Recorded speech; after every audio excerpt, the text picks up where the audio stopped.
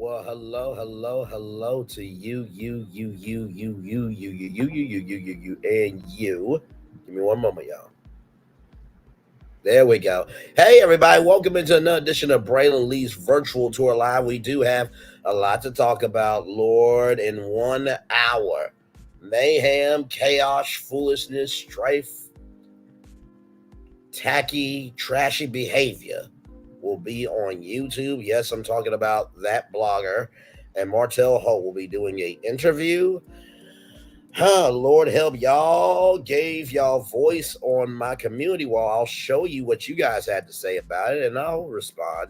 I'm not gonna do a whole hour because it doesn't deserve a whole hour.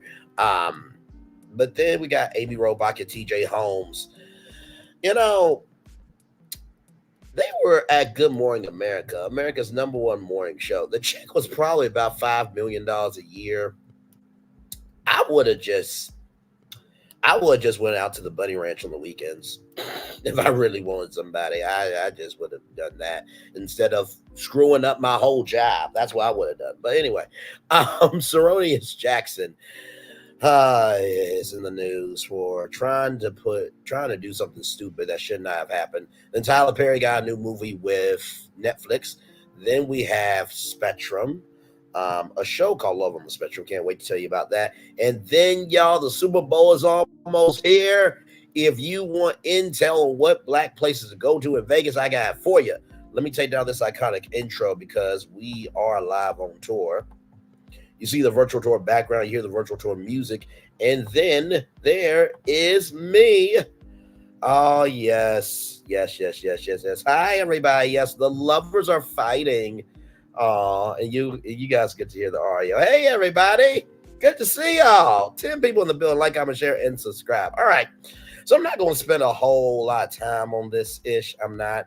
I think we all know what's happening tonight in an hour at 6 o'clock. Martell, I don't know why you're doing the interview, bro. Like, at this point, you should just be off the show. Like, you should voluntarily say, you know what? I am walking away from all this. This is too much. And go live your life in peace. Because, honestly, like, when I thought Martell was under a gag order, I said that on, I think, Tea Talk with Your Girls channel today. And so, during that gag order, you can't really talk about, the case or anything like that. So that's why I thought he was under a gag order, but apparently it's been lifted or whatever the hell. But still, like, you will do anything to be seen. Like, you did the interview the same day as the podcast taping happened. Hey, Story B, welcome in. Glad to have you here. You did the interview the same day as Melody and Carlos's podcast taping. And so now, like, y'all saw the thumbnail. So apparently it's going to be 2 parts of it tonight. And then Friday is going to be with all the receipts. So I'm going to show y'all what y'all said, okay? Because I did ask, okay? Because one thing to know and 2 things for sure, we definitely make sure that around here, everybody gets heard. So I asked the question. Oh, hang on. I asked the question. 23 votes. Okay, 30% of you are saying, yes, Braylon, review the interview. 70% of you are saying no.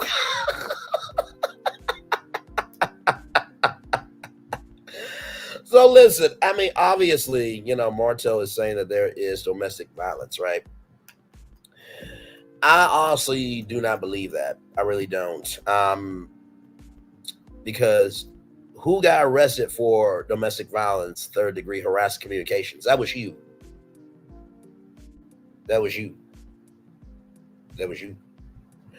And it's so interesting how whenever you bring up, the 11 babysitters, this or that, and when people ask for proof, you don't have any proof. I know, child. I know. It's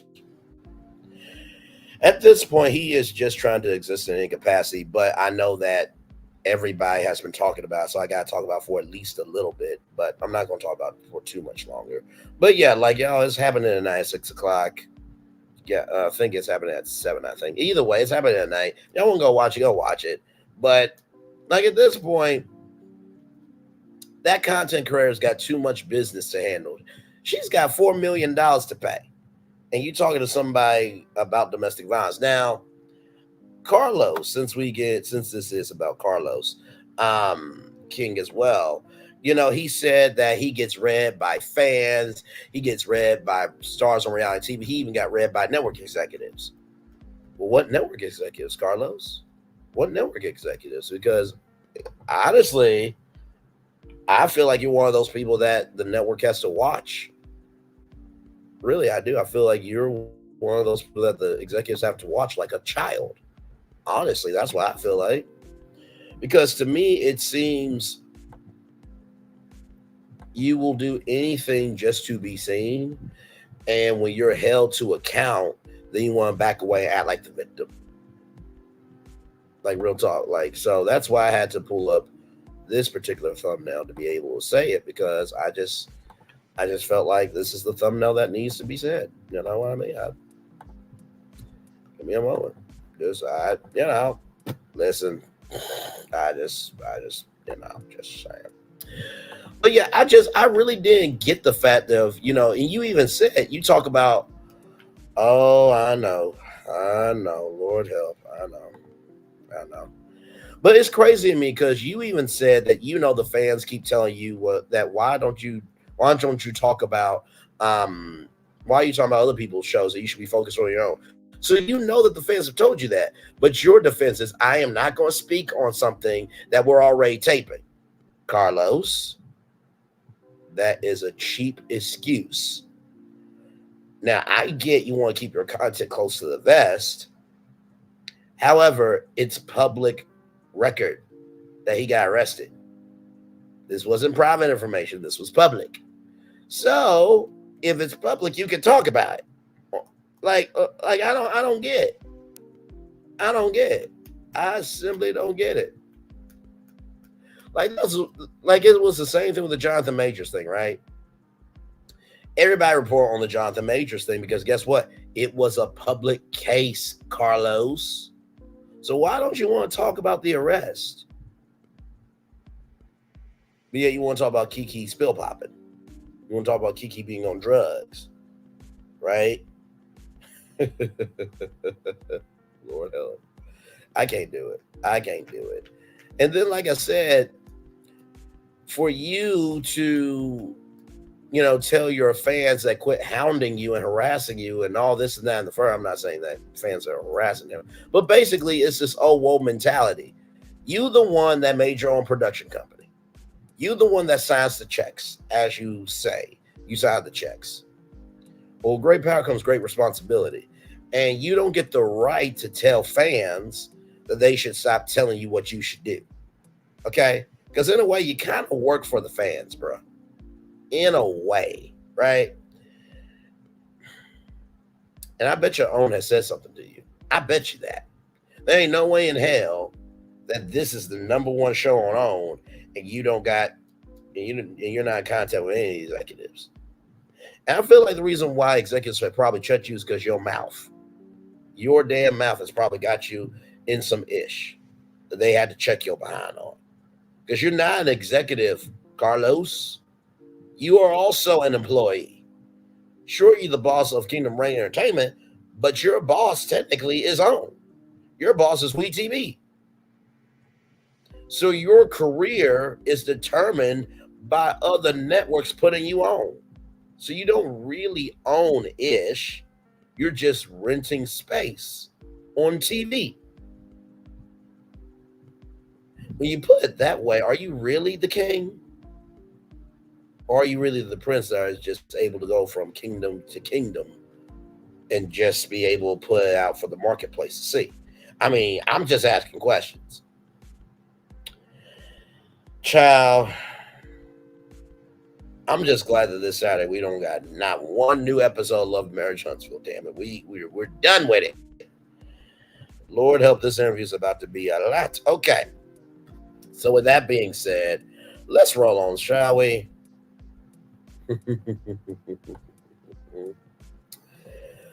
So Amy Robach and TJ Holmes.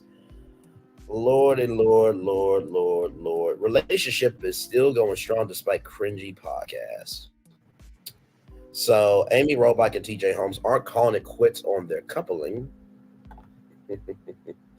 Walking arm in arm in New York City despite very public tension in their relationship, which we all heard firsthand.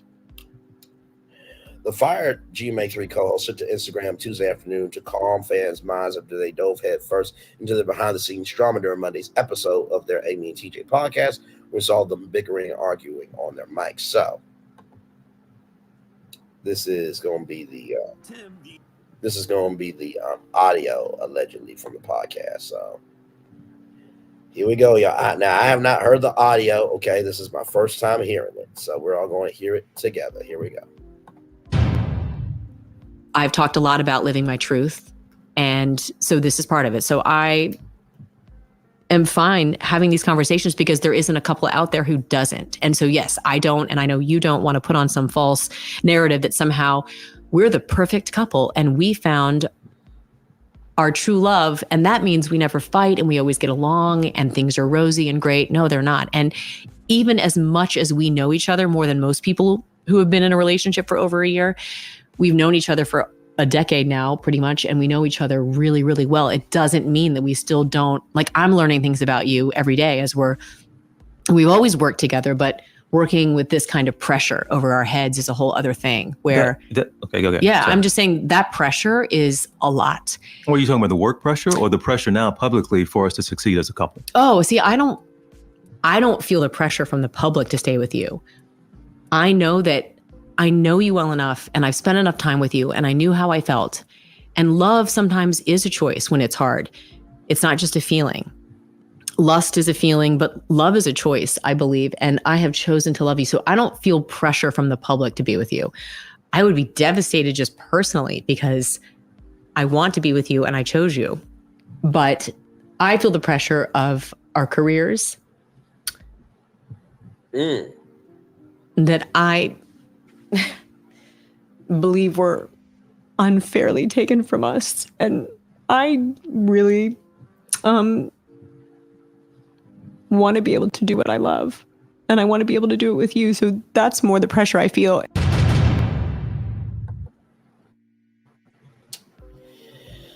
Hang on, y'all. Just give it a moment. Give it a moment. I can't do it.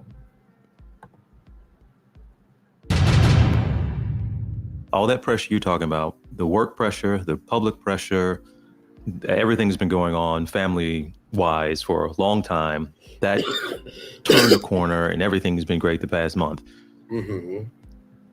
But to now, you and I, for the past several days, it feels like the end of the world. And so, I mean, I'm asking you, what are you willing or are you waiting to let this cycle through? Or was this just a weird stretch of time because we haven't been together the past several nights just because of schedules and things have happened? We haven't spent as much time together, and the time we spent together was spent working. Wait a minute, what scheduling do y'all have? The only schedule y'all used to have was getting up at 3:45 in the morning, going downstairs, getting a damn car service that ABC paid for to drive you to Times Square to be on America's #1 morning show. And then you recorded, GMA3, what you need to know rather, from 10 to 11. Then you got 1 or 2 o'clock every day. You got paid like $5 million a year. A simple job of getting up, going to work, reading a prompter, being responsible, shutting the fuck up, and going home. Cry me a fucking river. I just had a little bit of cussing to P&2 Ross, to what P&2 Ross said, but seriously, y'all had easy gigs. Shut up. Me and Jill Scott could have done y'all jobs. It ain't that hard. Me and the Zinga Amani could have done y'all jobs. It ain't that hard. Me and Melody Cherie could have done y'all jobs. It's not that hard. Me and Angela Bassett could have done y'all jobs. It's not that hard. That part. Let's keep rolling. I can't. Working.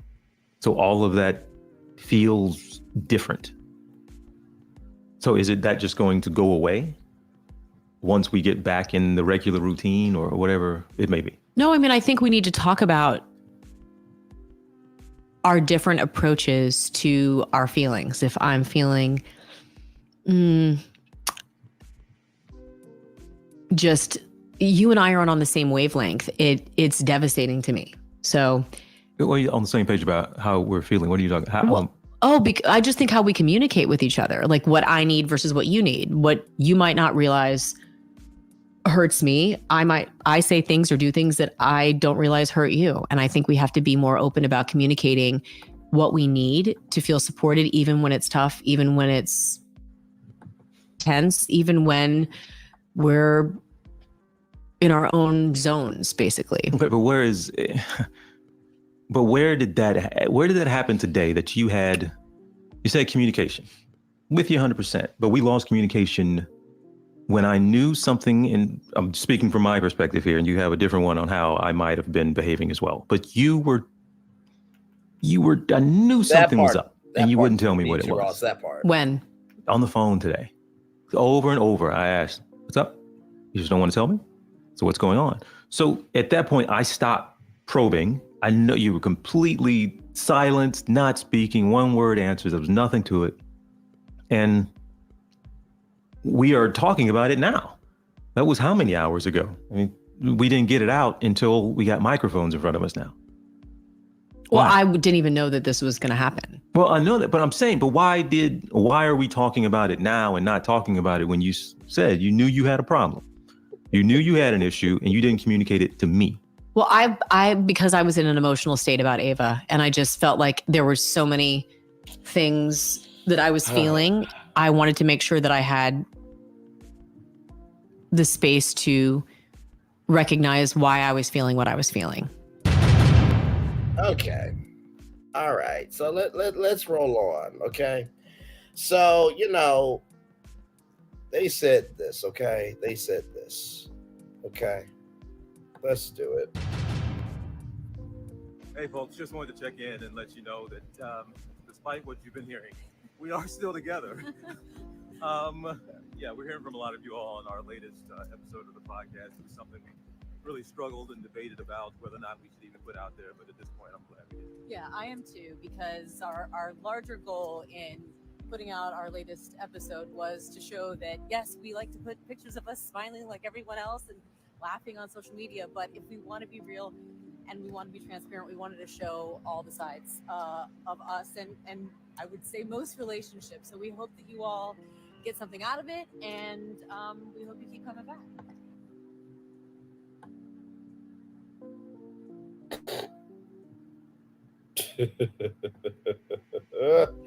Through big grins and even bigger sunglasses, the happy couple started reassuring their followers that they were still going strong, saying that they struggled over to release the episode, but ultimately decided to drop it because they wanted to give a comprehensive view of their relationship, the good, the bad, and the awkward. Lord. Amy took it a step further in the caption as well, once again telling fans that they weren't broken up while plucking the pod. No such thing as bad publicity, we suppose. In case you missed it, Robach and Holmes laid all their cards on the table, diving into how they felt in their personal lives. Holmes, knowing that they had slept in the same bed for several days, the conversation spiraled in Amy Robach mentioning the pressure of her career, and TJ Holmes outright questioning his very has communication skills. Not exactly easy listening for fans. The couple certainly looked happy in the video they posted, but they kind of have to go on brave faces. Their relationship created both controversy and this new opportunity for them. So you have to figure. So you figure trouble in paradise could perhaps hurt their bottom line. Anyway, we're supposed to take their word for that they're good for now. Based on this, it looks like Amy and TJ aren't headed to Splitsville, at least for the moment. Now, I'm just gonna let y'all know something, okay? I'm gonna let y'all know something.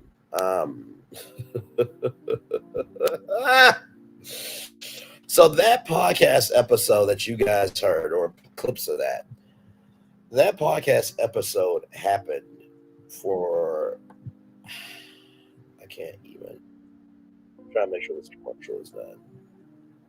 Okay, hang on, give me a moment. Yeah, okay, so here we go. This is from Entertainment Tonight. Okay, here we go. Our careers that I believe were unfairly taken from us. Amy Robach tears up in a tense combo with TJ Holmes. That pressure is a lot. It all goes down during an impromptu Yeah, I episode said of the what I Couples said. Welcome Podcast, in. Amy and TJ. I invited you and I wanted you to come by because we ain't right. Oh, You and I aren't okay right now. Content, wow. booking, ratings. The pressure of all of that. I cannot. Okay, I got you. 3 I more think has minutes tops. consumed I both of got you. us. The two kicked off their pod last month, a They major did. step in So they TJ did this and on their Amy's next podcast. chapter. Keeping the romance alive in any relationship, well, maybe it's the challenge these days. Just a little bit sometimes, right? Arriving 1 year after the newscasters parted ways with Good Morning America. I have realized that I do want and need and prefer physical touch, words of affirmation, Oh, wow. communication. And so the last few days I've felt disconnected to you. And for Amy, it seems not enough time has passed to heal the wound of losing their Oh, you give longtime them 3 gigs. more months. I feel the okay. pressure of our careers. So wait a minute. She wants physical touch, words of affirmation, and hang on. Let's go back for a minute. Let's go back for a minute. Hang on. Let's go back just for a minute. Want and need and prefer physical touch, words of affirmation, communication. And so the last Words. So communication, physical touch, words of affirmation. Now, you two realize these two were on America's #1 morning show as anchors and as journalists. They had to communicate to us what was going on in the world, but they can't communicate to each other what's going on in their relationship.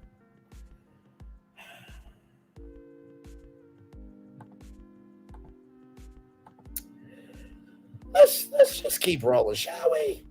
last few days, I've felt disconnected to you. And for Amy, it seems not enough time has passed to heal the wound of losing their longtime gigs. I feel the pressure of our careers that I believe were unfairly taken from us. And I really want to be able to do what I love. And I want to be able to do it with you. So that's more the pressure I feel. When it comes to the couple's podcast, a source tells ET they're focused on sharing personal moments on their own terms, including the own good and the terms. bad Oh, as they my. continue building a life together. I know you well enough and I've spent enough time with you and I knew how I felt. And love sometimes is a choice when it's hard. It's not just a feeling. We've always worked together, but working with this kind of pressure over our heads is a whole other thing. What we've ended up doing is sitting in silence for hours next to each other, and it's exhausting. Exhausting, you say? I'm not great at that. And Wait. there's wait, obviously with wait, everything else wait, going wait, on in wait. my life. So you're not great at sitting in silence with a person that you say you love, but yet y'all could carry on a whole 1 hour spinoff show, Good Morning America.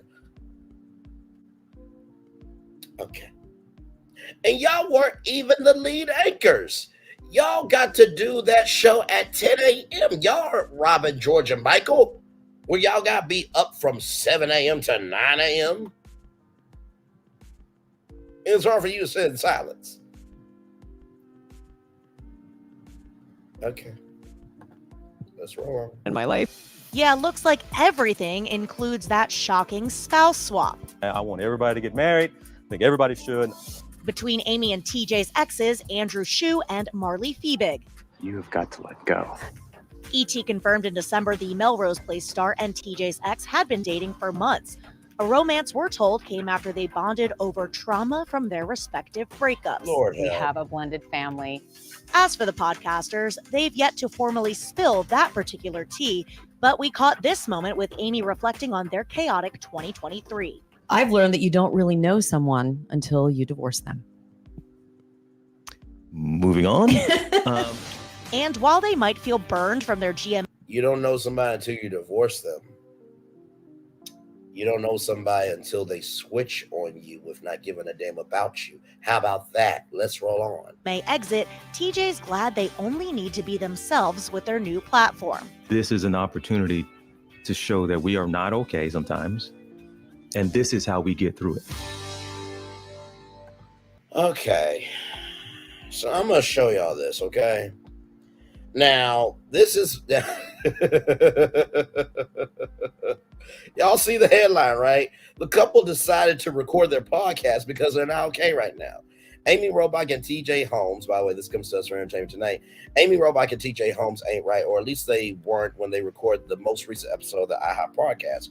We weren't expecting to record one today, Holmes revealed. It's going to be a surprise to our iHeart team that we even have this podcast, and it's even a surprise to Robach, who is sitting here next to me, not in studio. We are in our living room right now. He told Robach, you and I are okay right now. Let's set up and do a podcast.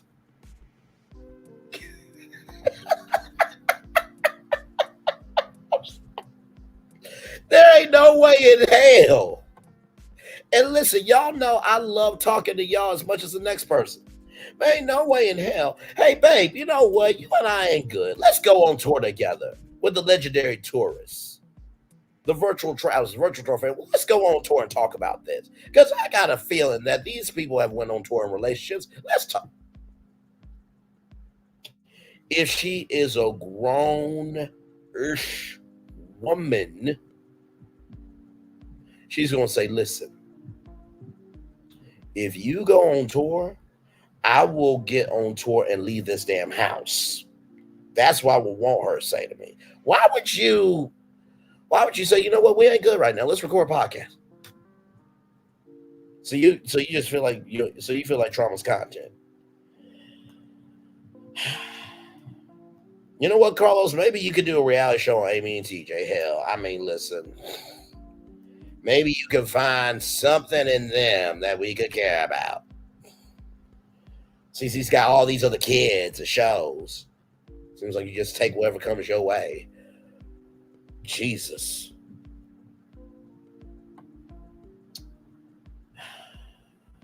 Just. Oh, Lord.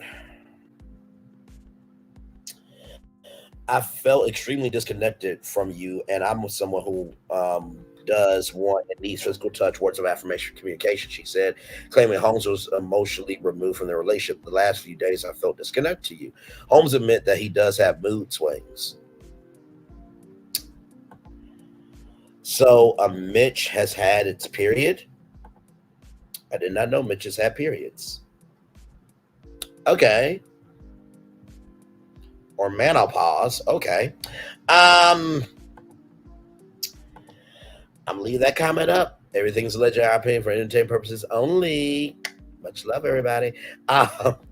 Lord help.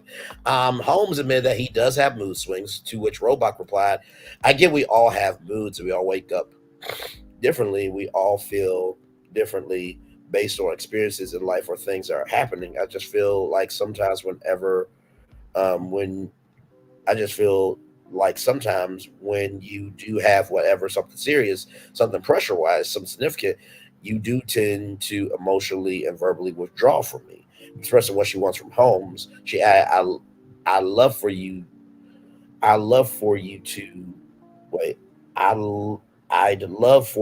to do is to confide in me, to lean on me, to share with me so that we can be a part of the solution together.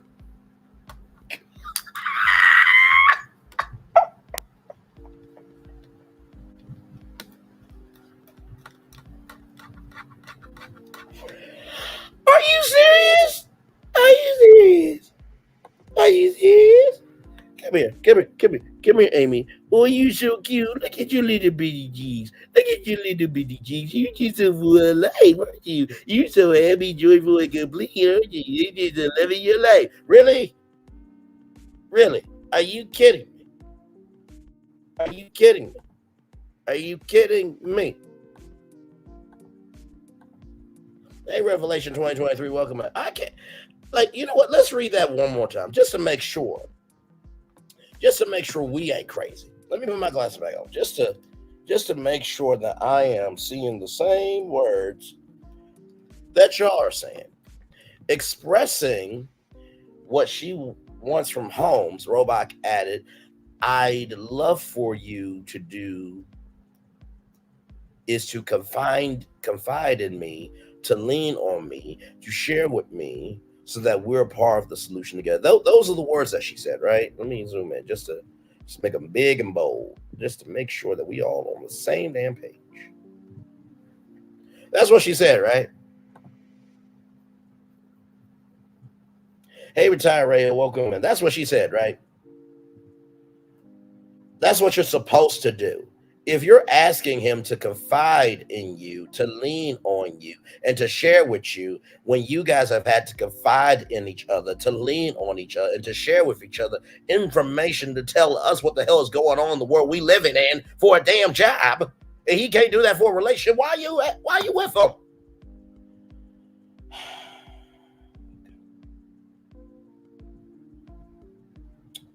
I can't do it. I mean, really, like I don't want to hear ish. Oh Lord. After hearing his girlfriend, Holmes replied, I have bad days. I have really bad days. And I have days that in my head, I want to say space, but I need help and I don't know where to get. It's called therapy. It's called a rage room.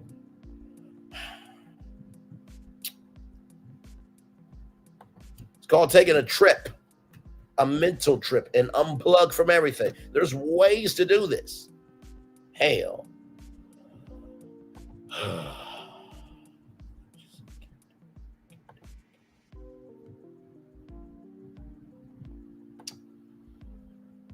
on.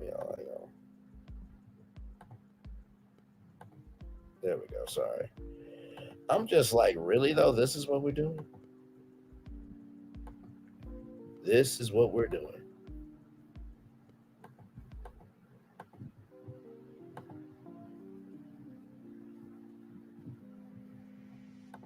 Okay, there we go. And when Robach again pressured him on why he wouldn't let her in, Holmes told her that she wouldn't like the answer.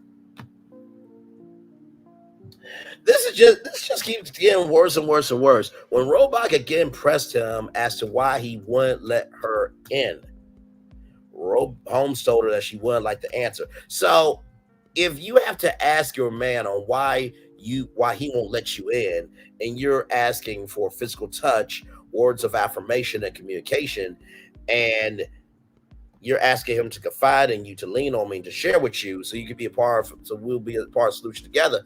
What is this then? I mean, hell, me and this woman are more in the Lord help. Where, damn it. Anyway, me and that woman in that dress are more in a relationship than y'all too. Stop it. Because when things kind of get that bad, I'm the kind of focus or that kind of need quiet, that last thing in the moment I want to do is to tell you what I need, he confided. That is how I feel. That's the truth. Not that I think it's your responsibility. Well, you should know. You continue, but those moments I can't imagine saying to you or explaining to you what I need or what I think you should do or what I want to do. That's fine. The frustrating part is that after the fact, when I am told that I did something wrong for how I reacted to how I was feeling, the pair both apologize to one another after the conversation and share that they feel that they are on their way to working through things.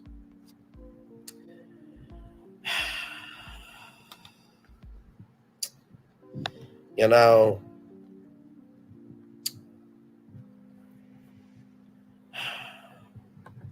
I got no words. I don't know what else to say. Like, comment, share, subscribe, y'all. We're live on tour. Just for giggles. Let's play this just for giggles.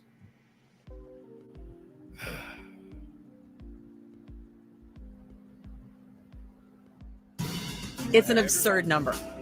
We spent in the month of December $2,869 on alcohol alone. It was at least 3 drinks a day. I can easily go through 18 drinks a day. I drank every single day. According to the CDC, Amy and TJ's alcohol intake puts them in the category of binge drinking. Last year was my pandemic. I didn't have a job to go to. And so what did I do? I drank a lot. Amy jokes the recent change made her tell friends, no, she's not pregnant. The 50-year-old breast cancer survivor also admits she knew her behavior was dangerous. When I was diagnosed, one of the first things that my doctors told me was to reduce my alcohol intake. Most doctors believe it raises your chance for reoccurrence. Why is it you still drink the way you do? I think that for me, life just gets a little more fun. So how did TJ get to 18 drinks a day? He explains on the new Amy and TJ podcast they would start just after a morning run. Run to fun is what you coined when the run ends at a bar. I am 2 drinks in. At 10 a.m., that's easy. We go to lunch, 2 drink minimum. Could easily have a drink in my hand from 2 in the afternoon until 10 o'clock at night. So we're a week and a half in, and I've already lost 2 pounds. I'm 3 to 5 pounds now. We're saving a lot of money, and it's nice.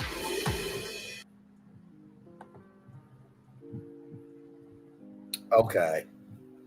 Sounds good, P&T Ross. Love you as always. We'll talk soon. Yeah, child.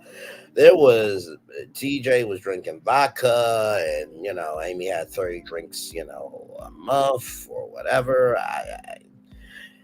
Amy and TJ, y'all did this ish to yourselves. Let's roll the hell on. I can't do it. I just can't do it. I can't do it. Okay. So for one piece of ish to another,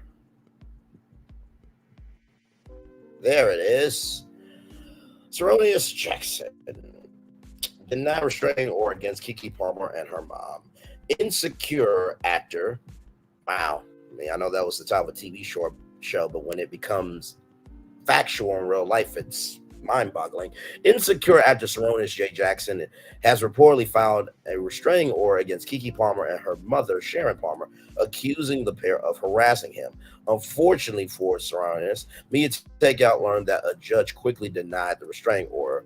She has gone to the media, has used her celebrity to publicly lie on my family and myself, which has resulted in death threats by the public.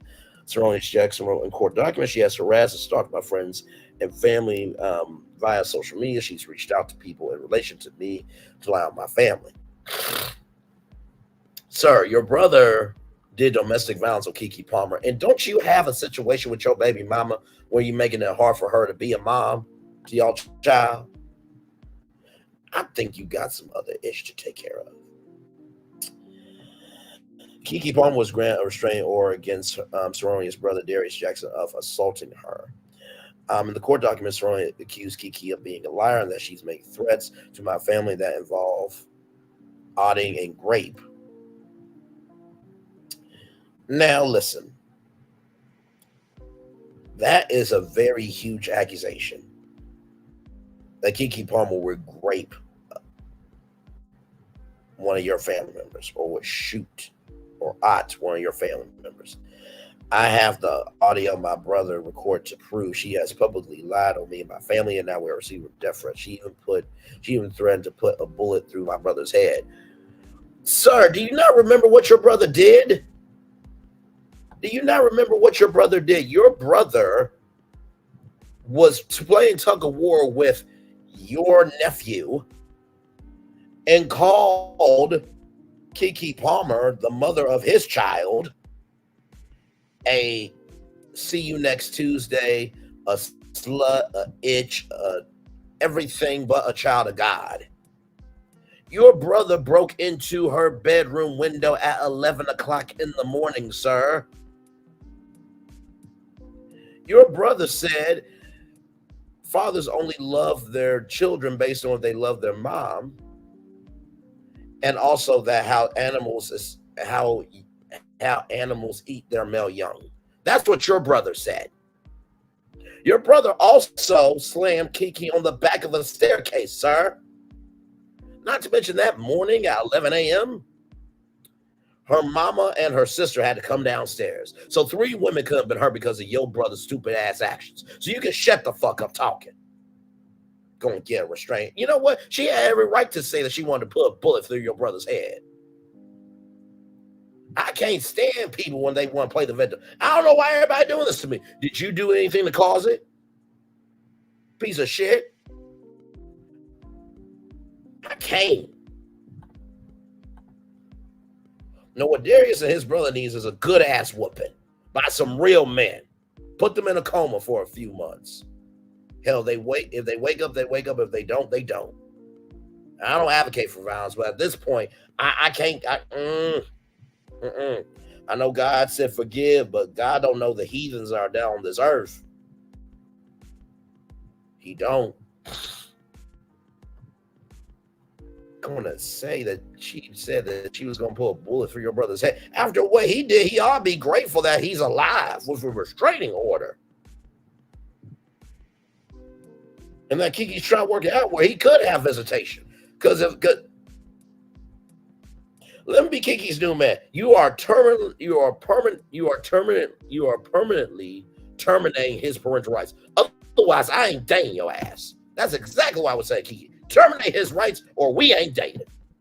Because what I'm not going to do is date you with the possibility of him coming up on us and this child. I ain't doing it. That's exactly what I would say to Kiki.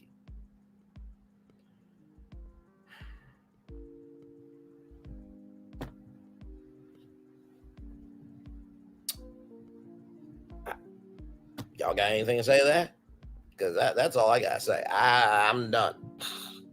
I'm not giving no dams, no ucks, or no ish about people who don't want to take responsibility. I'm not here for it.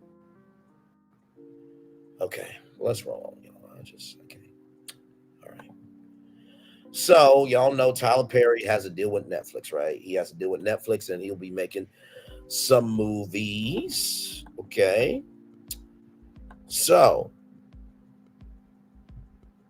Tyler Perry's new Netflix movie, Medea's Destination Wedding, begins filming in Atlanta. So I'm guessing these are some scenes, I guess, from the movie, I'm assuming. That young lady's from the Oval, and she was also Wendy Williams. Can't remember her name. I wish she did the class reunion. The play was hilarious. That class reunion was hilarious, for real. So, listen. I'll be excited to see it. And listen, I know the whole debate of, a man dressing up as a woman is a whole to do. But guess what? Tell me another black woman that has had as much success as Medea. Now, I can tell you this. I'm not going to do it because, for one, I feel like my gift is bigger than putting on a dress and acting like a woman. Personally, plus know that I do unscripted stuff. I don't act. So that's not ever going to happen to me. But also too, like, it's Hollywood, like, it's a character. Everyone's gonna feel the way they feel, but anyway, that new movie will be coming out soon. Now, they didn't say when the movie will be coming out, but anyway. So this next story here, this one's a bit lengthy, but I wanted to give it the time of day. Love on the Spectrum is showing me how examples of how my autistic son could be as an adult, and it's amazing. It was a gloomy Thursday. This comes to us from Variety.com, by the way.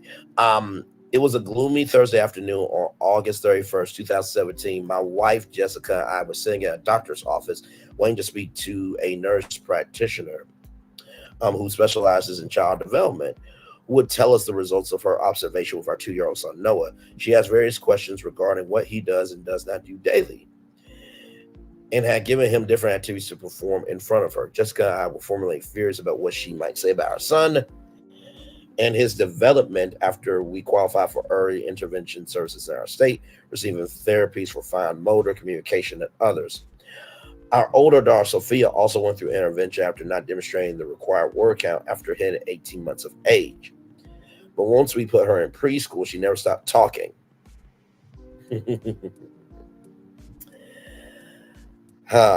Man. I'm just going to breathe. Okay. And expected a similar outcome with Noah. Then she walked in and said the words we thought we feared. Noah is artistic. Your dreams for your children are so vast that you may not realize how much hope you have for them until someone tells you the future you pictured will look different. We received the next steps from the specialist, along with the best and worst case scenarios for where Noah could be in the next few years. After walking to the car, buckling Noah in his car seat, what we felt What's the natural reaction in a moment like this? We cried. It felt like we were in mourning, obviously tied to Noah's supposed future, the struggles he will undoubtedly face, and the things in life he might not ever get to do. About a week later, my daughter, who was 6 then, began complaining about toothaches. We made dentist appointment for her. Beforehand, we devised a plan to ask our dentist how could we go about teeth cleaning for Noah. Since we were there was no way he would sit in a chair for what a 2-year-old can anyway. On this particular day, our dentist was not in the office. Instead, a man we had never met was filling in for her. I don't remember his name, but I do recall that he told jokes that made Sophia laugh.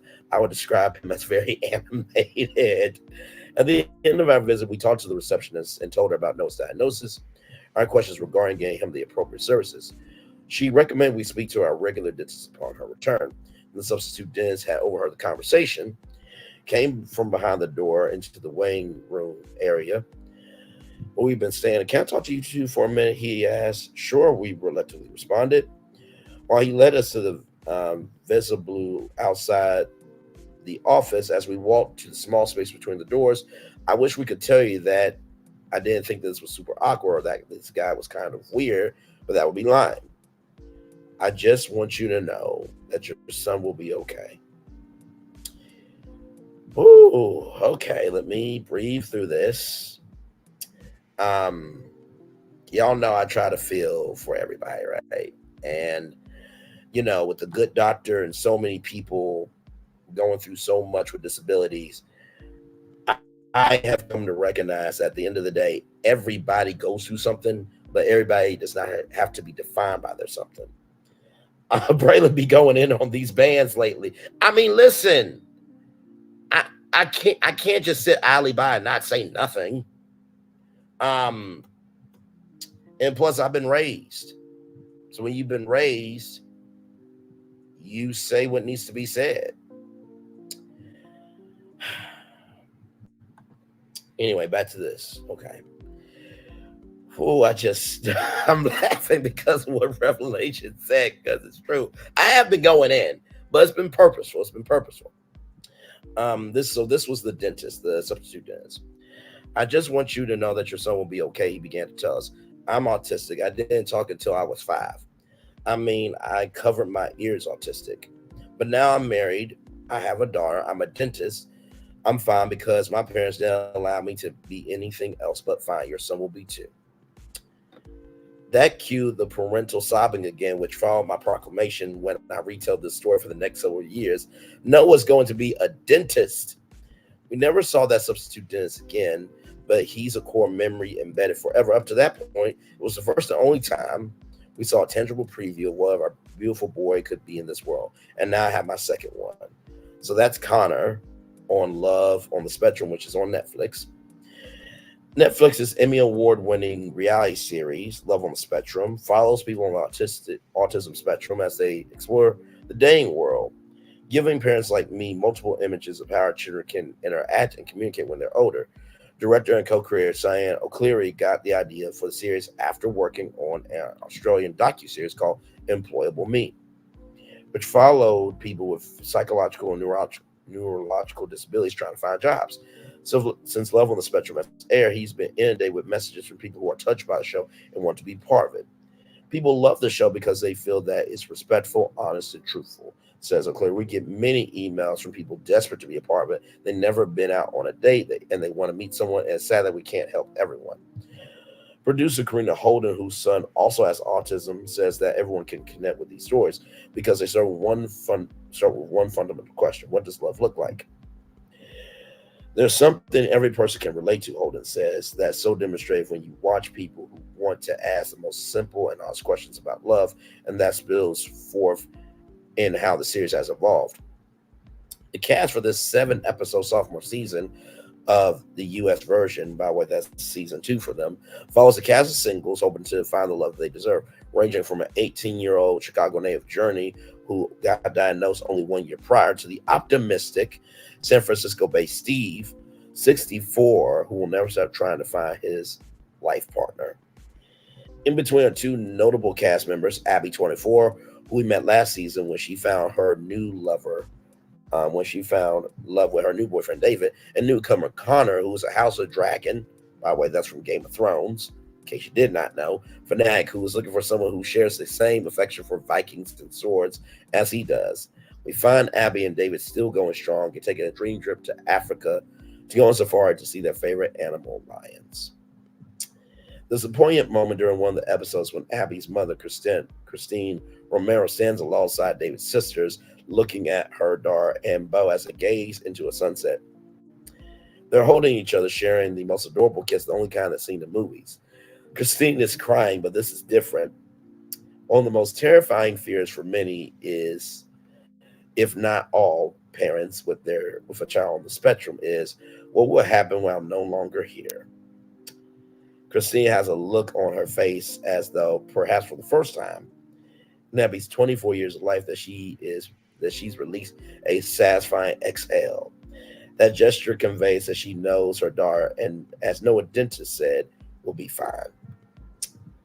I know there's lots of terms we shouldn't use, but I'm going to talk straight, Romero tells Variety during an interview with her and Abby. If you have to learn to talk and have basic functions, there's a disadvantage compared to everyone else. There's always been that fear of getting her to be able to function in the world and build relationships with me. She continued, then David came to our lives, who has a phenomenal family. To have someone in her life that understands her is better than any perfect man that could walk into my life knowing that she will be okay. And I know that I could die, because before I could, I was like, God, you gave me a kid. You must keep me here. I can't pull me out now. Connor and his mother, Leslie Smith, are new this season after his younger brother tweeted O'Cleary directly to tell him about Connor. Coming from a close-knit family, Smith shares how she learned on his siblings to provide the human connection that she knew Connor sought.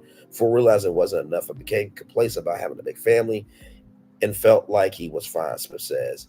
I learned on this journey that he's craving his identity and social group, which went right over my head. The biggest splash of cold water was when I heard him say to one of the producers, I'm lonely. My siblings have boyfriends and girlfriends and get to go places. I'm always at home with my parents. That hit me like a knife through my chest. The journey for every child on the spectrum varies, and each has a different outcome. But I know one thing, I wouldn't want Noah any other way, because then he wouldn't be Noah. When I asked Abby and Connor what they want people to know about them, you couldn't get two more perfect responses. Abby says, I want them to understand the kind of autism I have, which is communication disorder. Sometimes it's hard to get my words out, but I'm doing very well. I have a lot more language now that I'm an adult and I have done the work. That's why I've always wanted to be a grown woman, because I knew I have more language. Wow. If y'all aren't tearing up, I don't know what to tell you, because I'm trying to control myself over here. And before Connor shares that he'll hardly be able to walk without being swarmed by fans, he wisely says, I want them to know that while I prefer to keep to myself, I'm not afraid to step outside my comfort zone, not afraid to take risk at all. Although getting out of your comfort zone isn't easy, a life without risk is a life unlived. Unprompted, Connor offers me a message to Tara Noah, who is now 9. Don't let anybody tell you what he can or can't be. Hear you loud and clear, Connor. That comes to us from Clayton Davis from Variety. If y'all did not tear up over that story, I don't know what to tell you. Whoa, okay. And see, that's why I don't really worry about the war. I know that that's a broken record over here, but I really don't worry about the brokenness in our society. I worry about the healingness that happens in our society. So, Love on the Spectrum is on Netflix. Check that show out, okay? That was a beautiful story. And talk about using the power of Hollywood to be able to give a voice to others. What a wonderful job. Shout out to Clayton Davis and shout out to Variety for being that great platform to put that story out. All right. As we all collect our tears here, our emotions and our thoughts, are y'all ready for the Super Bowl? Are y'all ready for the Super Bowl? I said, are you ready for the Super Bowl? Yes.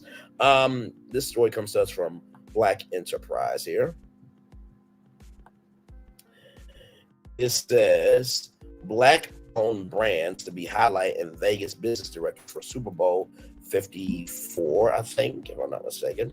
Diverse representation has created business directory of local Black-owned business for Super Bowl 54, I think. Diverse representation has created a directory of Black businesses in Vegas that out-towners can use to visit and support during their stay for Super Bowl 54. The directory, which is available for free on the Diverse Representation's website, includes numerous Black-owned restaurants, lounges, and various service providers.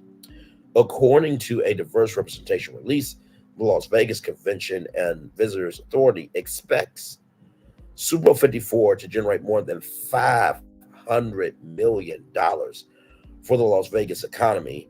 City officials believe that the event could bring an additional 700 million more than a typical weekend, the gambling and entertainment capital of the world. Additionally, Diverse Representation will host several activations through Super Bowl week, including an event with leading sports and entertainment talent agency Wilmore's Endeavor that will cater to diverse sports agents, attorneys, executives, and athletes. The event will include gifting suite, feature several Black-owned business brands, including Pattern Beauty, Harlem Candle Co., Scotchport, and more. Super Bowl is one of the biggest weekends for brands across the globe. Jaya Thomas, the founder and CEO of Diverse Representation, said in a statement, "We want to ensure that Black-owned brands aren't excluded. We want to not only have an economic impact on Black-owned brands, but bring a greater awareness to them as well." Diverse Representation is an organization dedicated to increasing the hiring and exposure of Black agents, attorneys, managers, publicists, and financial advisors who work in the sports and entertainment industries. Super Bowl 54 will take place on Sunday, February 11th at Allegiant Stadium in Paradise, Nevada, and will be the first Super Bowl to be held in the state. The game, as well as all performances, will be broadcast on CBS, streamed on Paramount with alternative broadcasts on Nickelodeon. R&B superstar Usher, who has sold more than 80 million records in his career and has 9 number 1 singles, will perform the halftime show. So that's pretty cool, right? That's pretty cool there. Let me find this video here, because if I could sum up Vegas in a video, it would be this.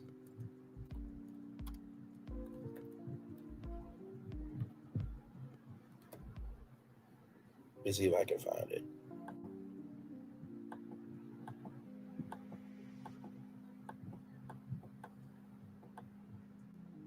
I'm trying to see. Where is it? Promo.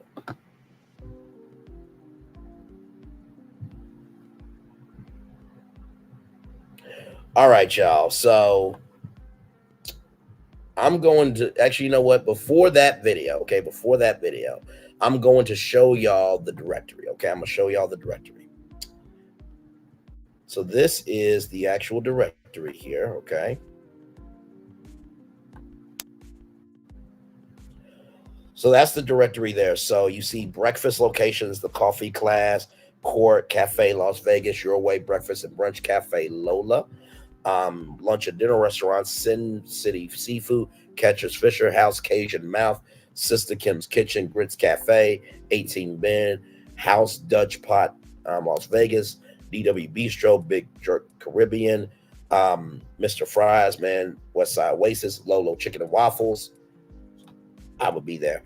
Big Chicken Shack's Place, Soul Food Young, Voodoo Wing Co., Bulldog is Gourmet Hot Dogs, Twice Bacon Eat, dessert restaurants, Philly Freeze Me, Serial Killer's Kitchen, Broad's Funnel Cake Cafe, Serving 702 Shaved Ice, lounges, the Art House Hookah Lounge, Classic Jewel, 745, Kings and Queens, Rose Hookah Lounge, Chocolate City, El Sepico Cigar Bar and Lounge, Cork and Thorn, Tap and Ash Social Club, Caterers, Preso Kitchen, The Black Pot, Catering Rochelle, Saude's Kitchen and Catering, Saude's Kitchen Catering, Zendia's Cafe and Catering, Craven Creole, Barbershops, KTB Swag Cuts, A Cut Above the Rest, Smooth Hair Gallery, Hair by J. Cole, J. Nicole, sorry. Photographers, London House Photography, Love Image Photography, Jaleel Studios, Ray Sherman McCorrick, and Miscellaneous, Sticks and Stones, Queendom Activation, Speakeasy Candle, Lamar Theater. Now, I'm surprised I didn't have any Black cosmetologists on this list, but yes, that is that there. So let me get on this here. Let me do this here.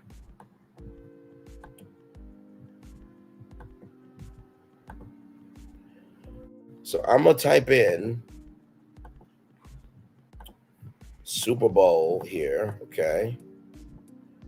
So here's the link here if you guys want to see it. So you go to diverserepresentation.com, which I'm about to put the link in the chat. It's Super Bowl. Thank you so much. Super Bowl 57. Super Bowl 57. Roman numerals are not my thing, so I appreciate. See, this is what we do. We help each other. Hey, only Zone Alarm. Welcome and glad to have you here. Thank you so much. Super Bowl 57. So you go to that link there, and then you type in your email address, and then you'll be able to view the directory. Now, if there's any video about Vegas, it would be this one. With that being said, here we go.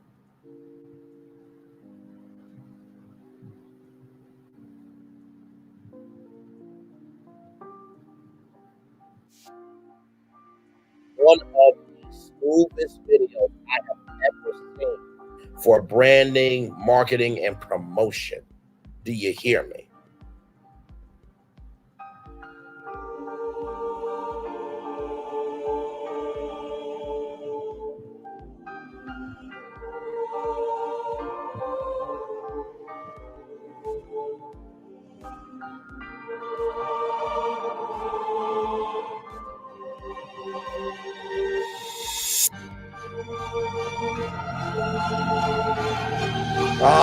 Here we go, baby. Yes. Oh, look at that.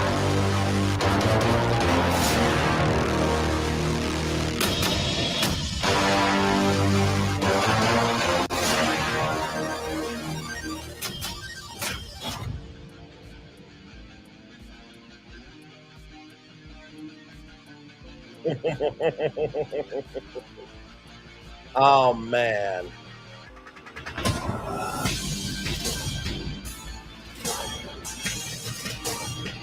Man.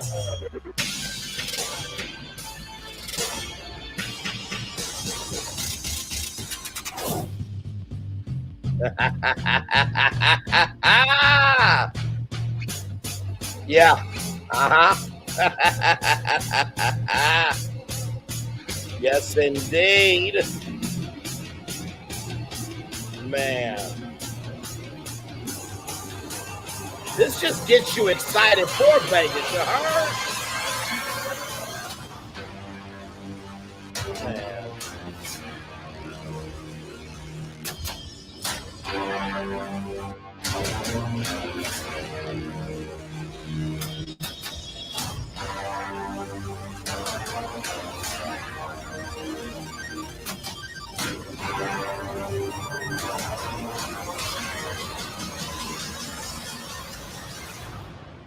Woo.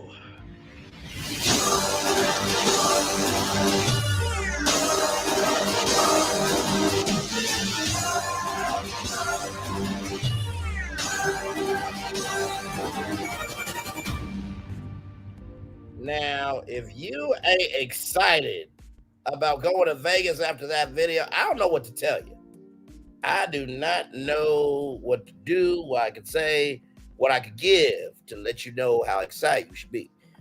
Now, I know you guys saw a lot in that video. I want y'all to see that there was one thing in particular. So that is real. So I don't know what hotel that is, but basically these women are in harnesses. They will go up to that wine and pull it down to pour out for you. That's real. That's real.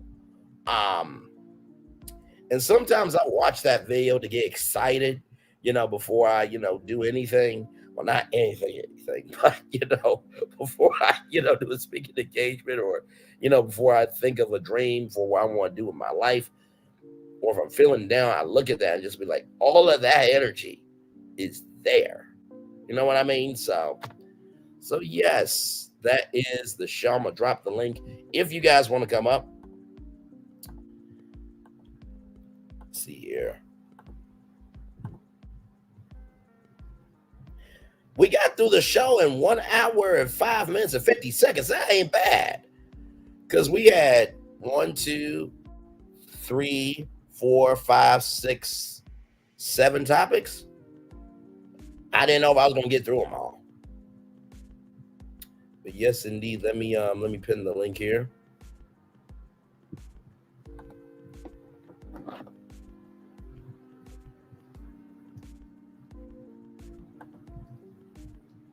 Well, my voice is good, which is good.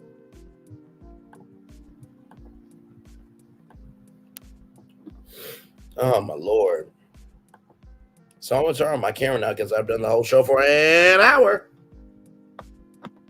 But just one more time, though. Just one more time. This time, we're watching on the big screen, okay? This time, we're watching on the big screen. Just one more time.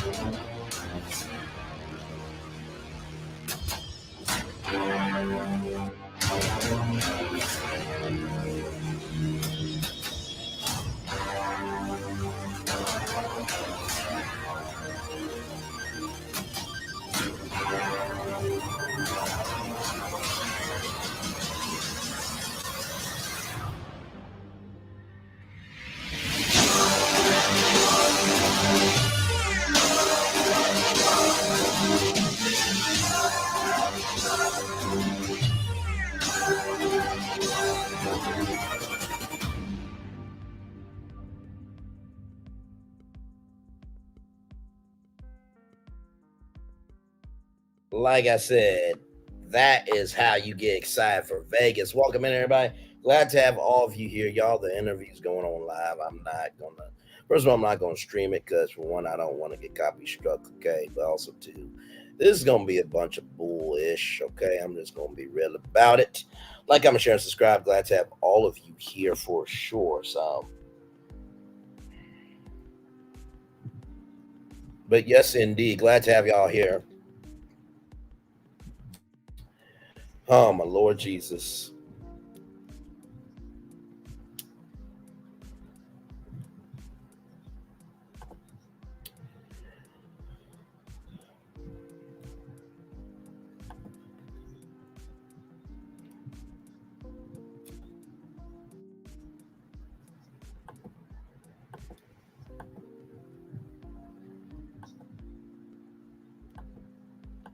Let me see something.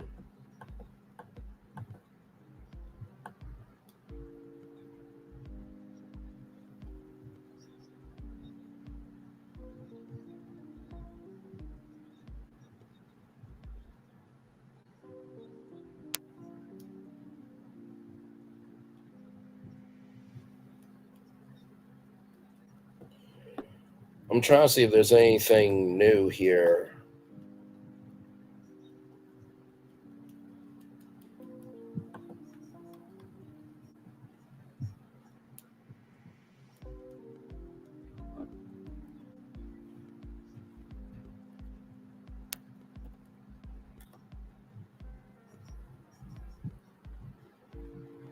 I'm trying to see if there's any other topics here.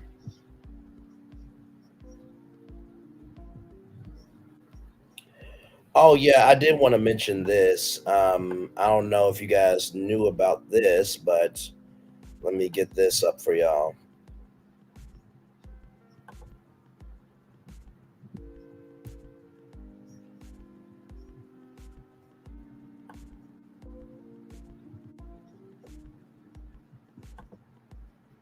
Hey, Nikki News, welcome in. Glad to have you here.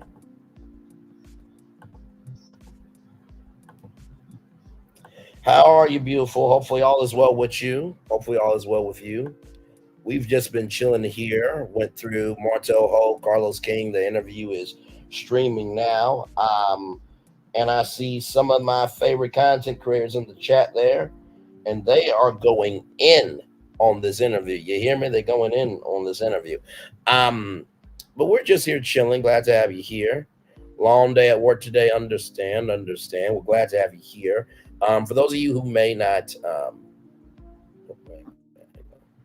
there we go. Okay, I'm like, what in the world is going on here? For those of you who may not know, Charles Osgood, veteran CBS newsman and longtime host of Sunday Morning, passed away at 91 years old. So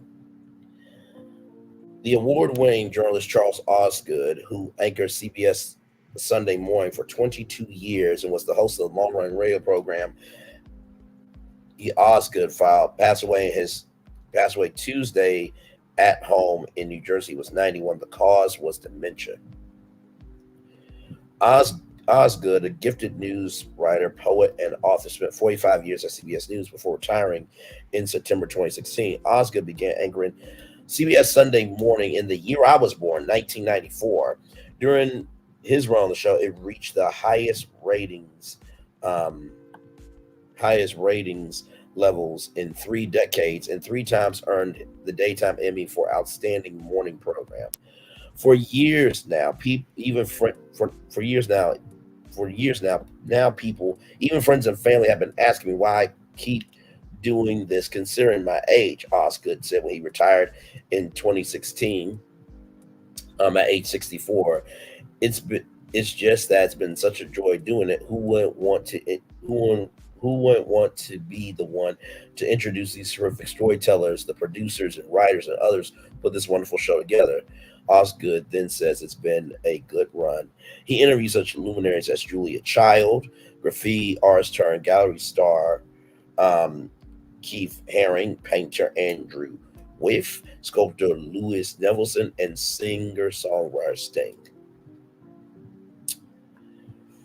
Osgood's love of poetry and music were on display on Sunday morning, whether it was his playful crowds or playing Christmas carols on the piano during the show's holiday broadcast, often referred to as CBS News poet in residence. Osgood was one of the last great broadcast writers by Charles Kuralt, whom Osgood succeeded as host of the Sunday Morning magazine program in 1994. But he did more than carry on a great American oral tradition. He could also play piano, organ, banjo, violin, and was an accomplished composer and lyricist who could also sing along. He employed his many talents inside and outside CBS, sometimes performing with professional orchestras such as the New York Pops, Boston Pops, and the Mormon Tabernacle Choir. To say there is no one like Charles Osgood, there it is, okay. To say there is no one like Charles Osgood is an understatement. said Sunday Morning executive producer Randy Morrison. He embodied the heart and soul of Sunday Morning. His signature bow tie, his poetry, and just his presence was special for the audience. And for those of us who worked with him at the piano, Charlie put our lives to music. He was truly one of a kind in every sense. Veteran broadcaster Jane Pauley, who succeeded Oscar as the host of Sunday Morning 2016, watching him at work was a masterclass of community. I still think to myself, how would Charlie say it? Trying to capture the elusive warmth and intelligence in his voice and delivery. I expect I'll go on trying. He was one of the best broadcast stylists and one of the last. His style was so natural, unaffected. It communicated his authenticity. He connected with people. Watching him on TV or listening to him on the radio, as I did for years, it was to feel like you knew him and he knew you. He brought unique sensibility, curiosity, and his trademark whimsy to Sunday Morning. It endures.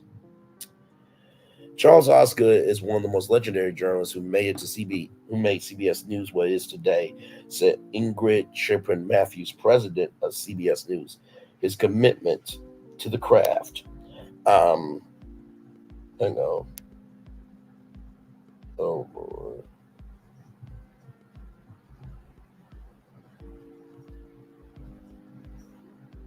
Sorry, I'm just rolling through the comments.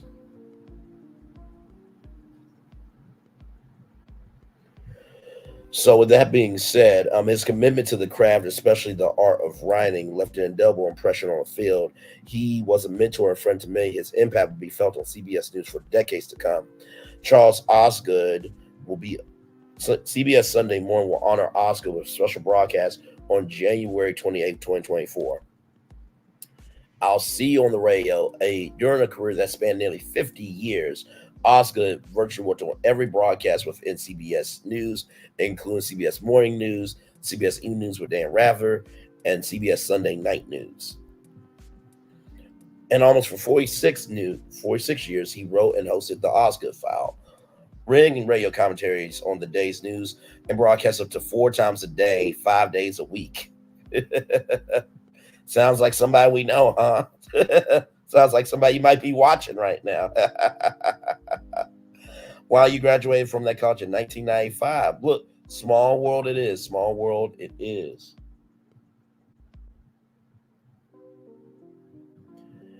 Let me see here.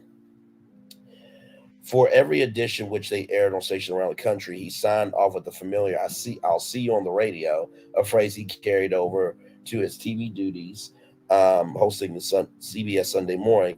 Oscar earned many top broadcasting awards, including the Walter Cronkite Excellence in Journalism Award from Arizona State University, the Georgia Foster Peabody Award, the National Association of Broadcasters Distinguished Service Award, and 4 Emmy Awards, earning a 5th Lifetime Achievement Honor in 2017. He also received a 1999 International Radio and Television Society Foundation IRTS Award for Significant Achievement and the 2005 Paul White Award presented by the Radio Television News Directors Association. He was inducted to the National Association of Broadcasting Hall of Fame in 1990 and the Broadcasting and Cable Hall of Fame in 2000. The Osgood File earned its author 5 coveted Washington Journalism Review and Best in Business Awards.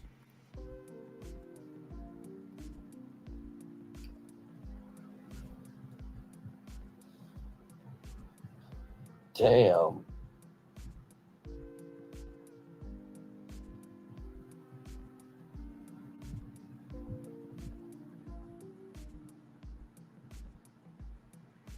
They are going in on this chat. So, short sentences, short paragraphs. He was born Charles Osgood Wood III on January 8th, 1993 in New York City. He would adopt Charles Osgood as his radio name as his first professional job because there was already Charles Woods on the air. He grew up in Baltimore, Philadelphia, and New Jersey, and he spent his youth taking piano lessons, delivering newspapers, and began a lifelong relationship with radio by listening to greats like Edward R. Murrow and Lowell Thomas report on World War II and the entertainment shows popular at the time, such as Jack Armstrong, the All-American Boy. He graduated from Fordham University in New York City in 1954 with a Bachelor of Science degree in economics. He said he spent more time at the campus radio station WFUV than in his classrooms. He became the station's chief announcer and had earned his own show on which he talked and played on piano. He started as a classical music DJ at WGMS in Washington, D.C. when he learned that the position of the band announcer in the U.S. Army was soon open, and being 1A in the draft, Osgood decided to join the Army and his Washington, D.C. based band. He eventually became its announcer and met band arranger John Cavas, who he collaborated for years afterward, eventually writing the lyrics for Gallant Men, which was a top 40 hit in December 1966. He left the Army in 1958 and returned to WGMS before being tapped as general manager to help start up the nation's first paid channel, WHCT in Hartford, Connecticut. The experiment failed in 1963. Oscar took a college friend's offer for an on-air position for ABC Radio in New York. He spent 4 years as a general assignment reporter and then contributed to the Flair Report, which he began rhyming pieces and read them on air. Beginning in 1967, Osgood was a reporter anchor for WCBS Radio 88 in New York, where he anchored the first morning shift when the station became an all-news outlet. His distinctive radio style landed him a job at the CBS network, where he launched one of the longest-running features in radio history, which became the Osgood File. Short words, short sentences, short paragraphs, Osgood said, "There's nothing that can be improved by making it shorter and better." His reports often rhyme, often poignant commentary on the day's events. He said some stories were just natural, so he knew right away he could make rhymes instead of the rush 60 and 90 seconds that he had each one to compose them. He said some news is good, some news is good, some is worse, and some news go from bad to worse. One item that especially tickled him was the 1980 U.S. Consensus Forum for acronym for Persons of the Opposite Sex Sharing Living Quarters, or POS-LQ, or POS-LQ. You live with me, I live with you. You live with me, I live with you, and you'll be my POS-LQ. I think I know where that could be going, but I'm not going to go there, okay? In 1984, he offered this report on the Nut Tree Harvest Festival Scarecrow Decorating Contest in Vacaville, California. When you know it's time for Halloween, there's one thing you should know. You should stay away from the nut tree. That's if you are a crow. For they go to endless trouble there to get crows off their backs and to make crows feel unwelcome and to give crows heart attacks. But not everyone in the audience was a fan. We actually had death threat from the newsroom. Osgood recalled in 2016, someone called up and said, "Tell Oscar if he does any more of those stupid poems, I'm going to kill him." Oh, Lord. Lord help. Osgood made his theatrical debut as the narrator of Dr. Seuss's Horton Hears a Who, the anime feature film adaptation of the beloved children's book. He also wrote A Funny Thing Happened on the Way to the White House, appeared in 2008. Nothing could be found than a crisis that is minor in the morning. Holt ran Winston 1979. There's nothing I could do if, that one. Right Winston 1981. Osgood on speaking. How to Think on Your Feet Without Falling on Your Face. William Morrow Company 1988. The Osgood Files. J.P. Poonen Sons 1991. See you on the radio. G.T. Poonen Son 1999. And Defending Baltimore Against the Enemy Tech. Hyperion 2004. Osgood also edited Funny Letters from Famous People, Broadway Books 2003. And Kilroy Was There, Hyperion 2001. Osgood is survived by his wife for 50 years, the former Jean Craffin, 5 children, Kathleen Wood Griffiths, Kenneth Winston Wood, Annie E. Wood, Emily J. Wood, and Jamie Wood, a sister Marianne, a brother Ken. His first marriage to Teresa Ardet ended divorce after 16 years. In a statement, his family said, "Charlie absolutely loved being part of the Sunday morning community. We'll miss him terribly, but there's a comfort in knowing that his life was charmed in large part thanks to you. From the bottom of our hearts, thank you for welcoming him into your homes on Sundays to share stories and to highlight the better parts of humanity. He'll see you on the radio." What a very, very loving tribute to a legend like that brother there. So,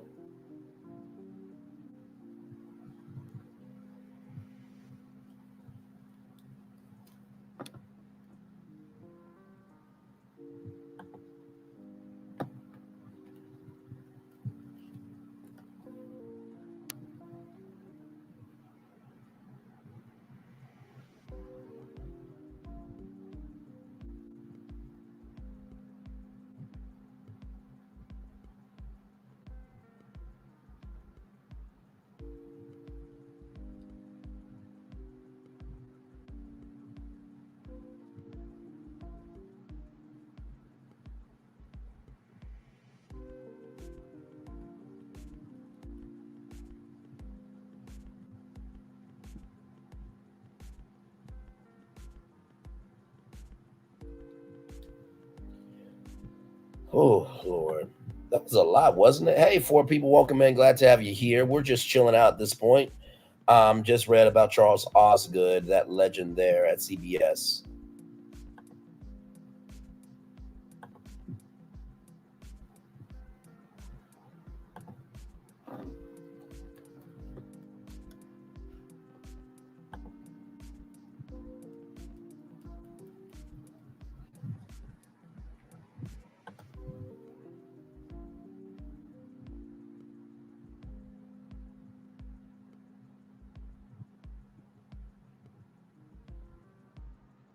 Hang on, I'm trying to share it.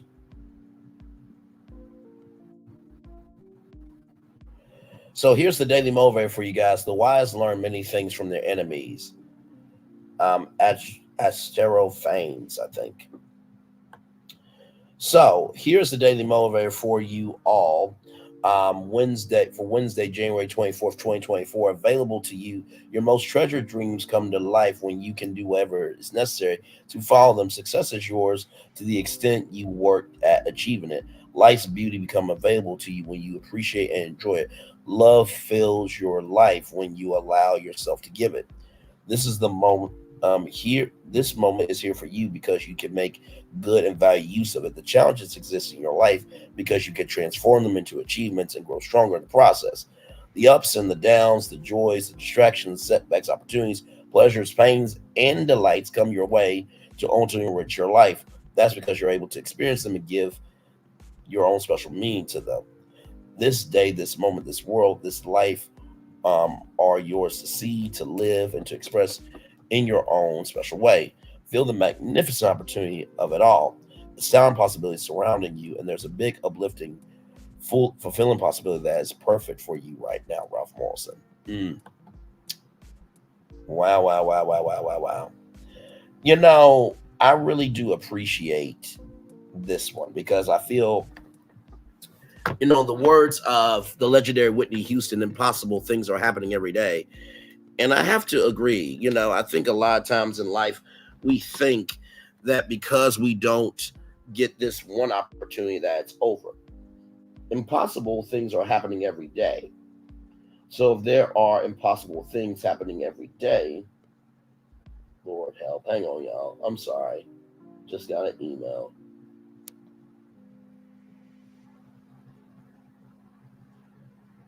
Okay, fine. Just fine. Hang on. I knew that Steve Harvey clip was going to come after me. I knew that. That's okay.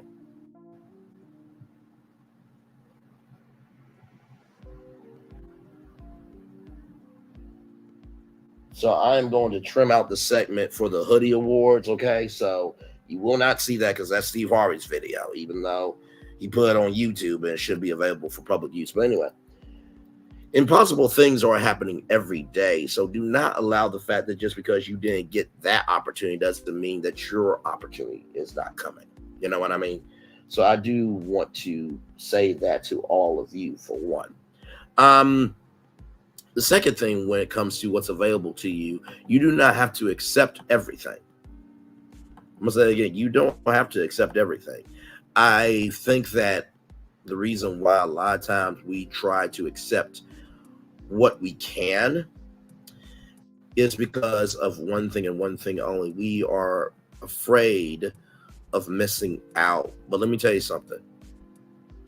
If there was a possibility of it not happening to you, can you really be upset about not having it? You can't be upset about what you never had. Real talk. You can't be upset about something that you've never had. And that's real. And finally, when it comes to, things being available to you, instead of worrying about how big the blessing is, just be appreciative that there was something available. Because you're farther now in your life than you were before. Some days I wonder what would have happened if I never left Arkansas. And I don't think I would be where I'm at now. I think I had to move from Arkansas to Ohio to know that there was more. I think I had to be on YouTube at this particular time because I needed to do something that I've never done. And I know that there is more to come because I'm still here to see what is available to me. So, there you go. With that being said, it is time for the best outro on YouTube. This was a very good show tonight. Very good show. I appreciate each and every one of you as always. I know that the interview is on. Now I'm going to go listen to it just to have some entertainment. So I'm entering into this arena to be entertained. Hey, 3 people, welcome in. I am still here though. So if you guys want to participate in the chat or come up on StreamYard, feel free, okay? I'm still right here. Glad to have you here.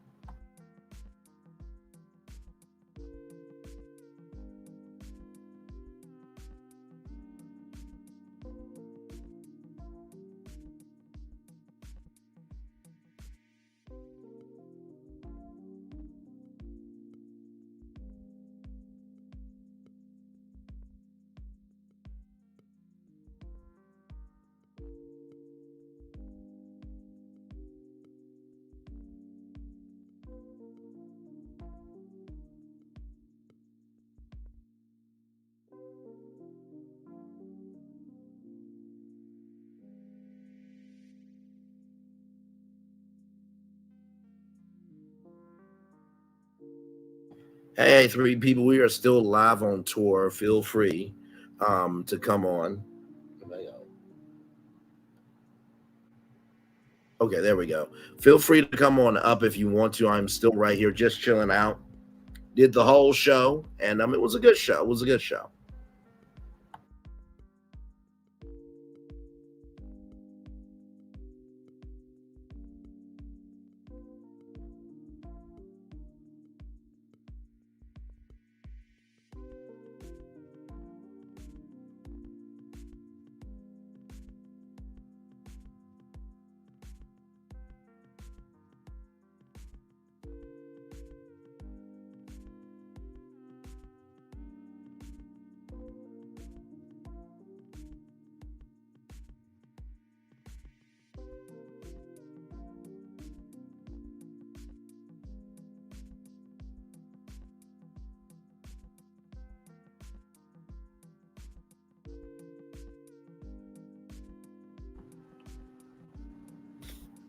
Yep, still right here, y'all. Just chilling. Just chilling out here. Let me refresh my screen here. But yep, let me go through and thank everybody for coming through. I appreciate y'all. I said what I said. Thank you for being here. I had a great conversation with you this morning. Nikki News, thank you. Revelation 2023, thank you. Only Zone Alarm, thank you. Nikki News, thank you. PN2 Ross, thank you. Retired Radio, thank you. Let's see here. Yep, I think that's everybody. I think that is everybody. So with that being said, I appreciate each and every one of you for being here, for loving on me, for investing in me, for seeing something in me. It really does mean the world. Like I said, I try to make sure every show has a little bit of some juice that you may not have known about before. And there's not one virtual tour that's the same. I definitely try my very best to do the work to make sure that no show is the same, because you guys deserve variety, and that's what we do over here, better than anybody else, I would like to say. You know what I mean? So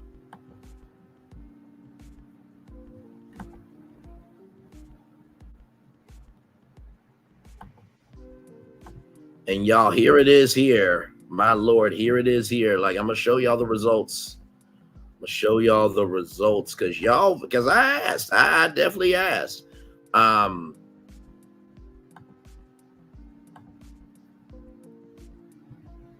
I definitely asked. 33% you said yes, and 67% you said no.